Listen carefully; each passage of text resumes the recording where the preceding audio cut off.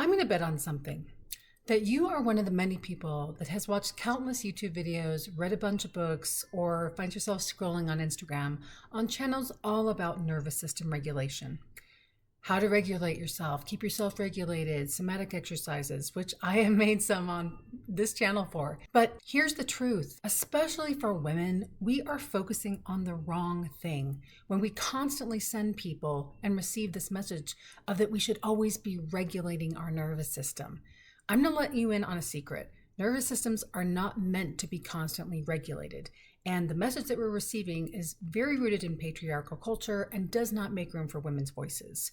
So today's video is all about why that's the case, how to shift our thinking about what's wrong with us and making sure our nervous system is always in a certain condition, and then what we can actually do that helps us heal and is much more effective than that messaging. Hi, I'm Amy Rose White. I'm an integrative psychotherapist and astrologer, and I make videos on self-healing. So let's dive in. While it's been wonderful that the last 10, 15 years has seen an uprise in information about trauma and the impact that that has on the nervous system and what our body does in fight, flight, freeze, or fawn in response to feeling disconnected or in a fear state, there's a ton of value in that. The message has way gone too far.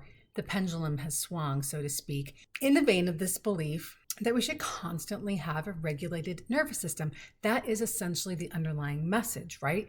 Just regulate yourself and then you won't be reactive, and then you won't lash out, and then you won't cause trouble, and then you won't feel upset. And while it is wonderful to feel calm in the face of stress, and it is an important skill to be able to regulate our emotions and tolerate intense feelings, I am a huge proponent of that. There's a subtle message underneath all of that, which is essentially keep it together, stay controlled, and that being a cool cucumber is superior to feeling the body's natural response to boundary crossing, inappropriate behavior, and even abuse. Because here's the thing, our systems were meant to dysregulate. And for women, people of color, vulnerable populations, you're not returning to something that you were just born with and experienced in childhood because you had so much safety in your body and in your life experience. No, many of us aren't actually returning to anything. We never knew nervous system regulation because life has never been safe, whether that was individually in our family systems or externally out in the big wide world, where systems of oppression keep many people constantly on edge, censoring themselves, afraid to be punished, excluded, disapproved of, judged, or even worse, killed for being who they are in the world.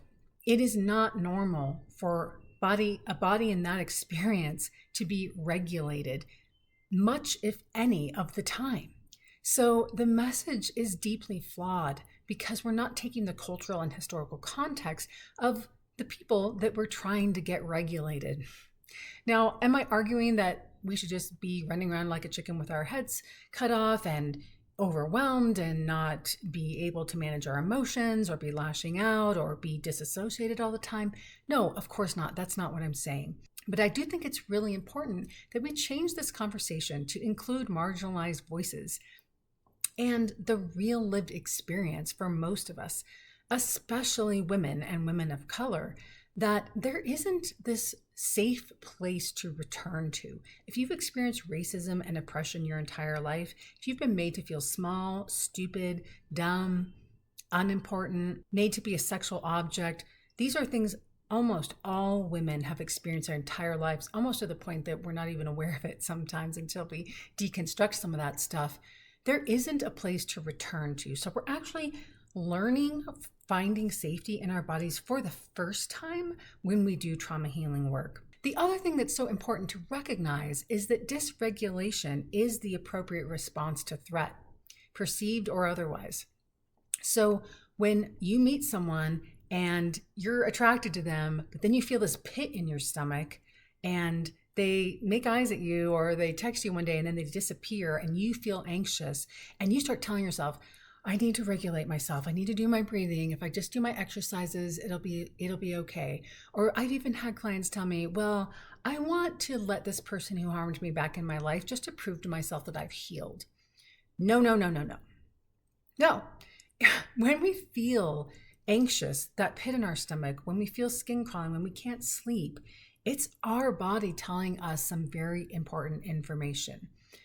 Can we have some old attachment wounds that create some anxiety where it's not necessarily warranted? Yes, that is possible. But in my experience, the vast majority of the time, a woman's body never lies to her. It's just that we're so good at stepping over those signals that we get really good at gaslighting ourselves and just trying to regulate ourselves out of a situation in which it is not safe to be in. So it's not a sign of healing to muscle through someone who's really inconsistent in their time and energy, attention, and presence with us.